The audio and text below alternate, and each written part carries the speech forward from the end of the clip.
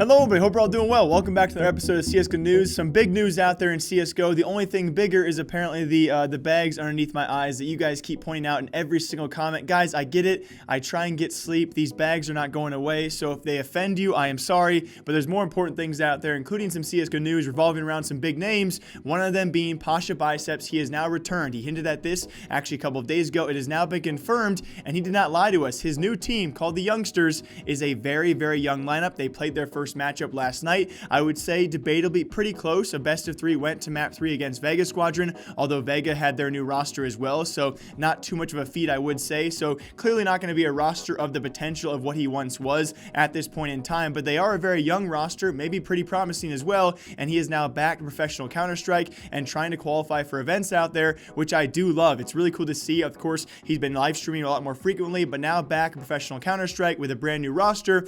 31 years old is Pasha Biceps, and the remaining 4 players on that team, their average age, 19 years old. And it's always great to see S1mple out there doing some improvements. Ever since a couple of years ago, we knew S1mple as more of a toxic figure, right? He was going in the direction of the FNXs, the KNGs, and he has clearly turned it around over the past year or so, and even more so, a clip surfacing last night from one of his streams as well. He had to deal with a racist. Someone actually had the N-word as their name in game, as we see many of times in CSGO, and here was his reaction, which was pretty great. Man, you have really bad nickname, you know? I don't know what you mean, man. I mean that you're a bad person. You. Yes. All F1 for bad luck. Bye. Go.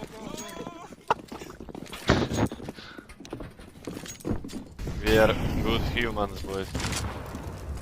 But in the biggest news, I will link a full video down below if you guys want the full breakdown of this situation, because it is actually going to be insane what happens to OpTic Gaming in the next few weeks. Reports as of last week, it was apparently going to be Immortals Gaming Club. We talked about them here on CSGO News because they do own MIBR, the current CSGO squad. The rumors last week by Jacob Wolf from ESPN was a simple buyout of potentially OpTic Gaming's LCS spot for League of Legends, but now new information just breaking last night as well as this morning. It is very clear and very possible that it could be OpTic Gaming being bought out entirely.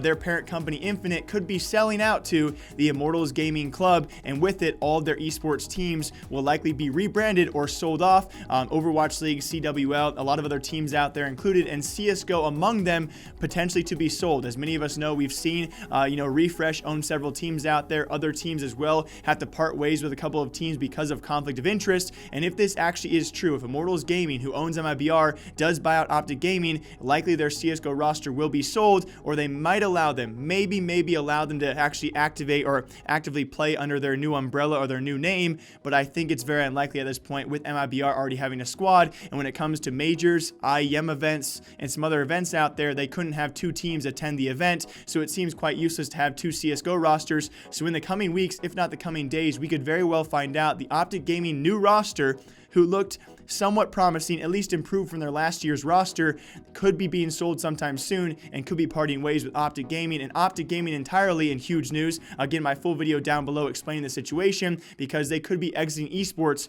altogether. And it is literally so insane to me. It just broke this morning, so I'm kind of just still trying to relax around this information out there. The fact that one of the most notorious names in esports could be leaving esports, it still blows my mind. So again, my video will be linked down below, but that was in biggest news out there that I still clearly can't quite believe. But also very lastly in big news, and I always say this when it comes to Big Clan, it's kind of, it flows into one another. That being Big Clan, brought to us by Decay in his latest Per Sources article. I will not be talking about the entire article, so if you guys want a great read through, I will link his article down below. He does this every once in a while where he talks about what sources are currently saying in the CSGO scene. It's always a great read through, a great catch up on what's going on out there. He touches a lot about North American teams out there and potential changes, which also could be coming to Big Clan, who according to Decay and his sources out there, they could be looking to replace Nex on that roster. Now, will I say I'm surprised? No, this roster has been struggling ever since the addition of Nex and replacement of Smooya. Even though he has had some very, very high points for this team, he is, of course, notoriously known to be a bit inconsistent on the roster.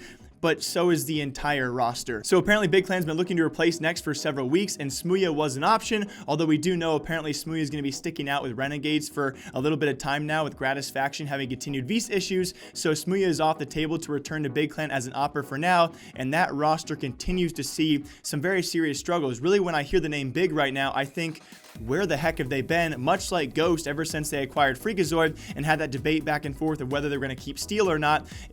Decay also talks about this in his article, so I really encourage you guys to read it. Much like these two teams, Ghost and Big, when I hear their names, I really simply think, where the heck have they been these last several months? And also in CSGO news, it's actually Vilga. She was formerly of Team Besiktas, one of the better female players that I know of in the CSGO scene. She took to Twitter just last night with a long twitlonger complaining about not being paid from her former team, that being Besiktas. And we'll cut the story right there, because as of this morning, she has now been paid, resolved within almost 12 hours, 24 hours or so. She had her payment resolved. I wish I could say the same though for our next story, which will be touched on in a separate video, that being apparently Team Denial, as apparently Scott Smith was correct. The Denial and their new CEO and their new owner Zach, reportedly, allegedly, as of right now, only accusations, nothing fully confirmed, although it does seem somewhat likely, not also paying his players. If you guys remember the Denial story, which I'm sure you guys do, their former CEO, their former owner, was not paying those players. This new CEO comes on and promises to pay the old ones, and of course his new ones as well, and now we have apparently several teams coming forward and saying they are not being paid.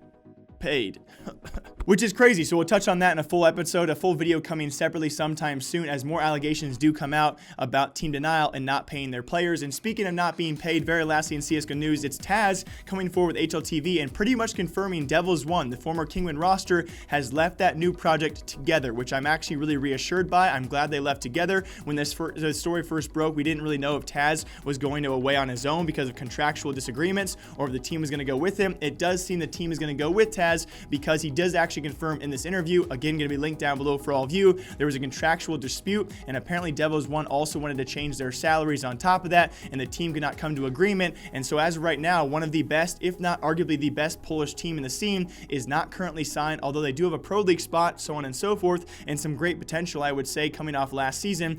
They are currently not signed and not being paid, so obviously going to go through some struggles if they are not going to be signed for quite some time. So Taz touches on details about that, but pretty crazy to see he has confirmed the changes that happened in Devils 1 as to why they did not stay. And along with that, luckily enough, this roster will be sticking together even after departing ways with Devils 1. But as always, hope you guys all enjoyed. Thank you for watching my last couple of episodes, especially esports news as well here on the channel. I really do hope you guys are enjoying the news out there, because I'm certainly enjoying doing it. And as always, I'll be reading your comments, because comment something else besides the bags under my eyes. I dare you. I really do dare you. I get plenty of sleep. I don't know what's wrong with my life. I'll see you guys all here tomorrow back with more CSGO news. Until then, take care.